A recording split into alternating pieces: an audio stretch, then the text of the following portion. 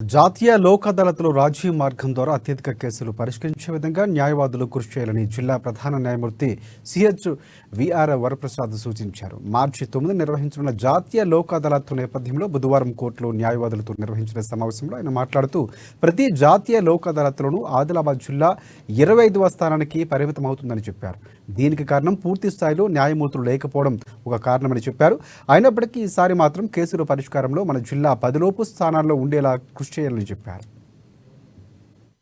Arranging many meetings in all cases, act and criminal. మరి ఈ యొక్క కార్యక్రమాన్ని మనం ప్రతి ఒక్కరు బాధ్యతగా ఎక్కువ శాతం అవకాశం ఉంది కాబట్టి అటువంటి terms of compromise advocates to see that good number of cases are settled in Lok Adalat, so that, as you are aware, we are going to hold national disposal of good number of cases in forthcoming Lok Adalat.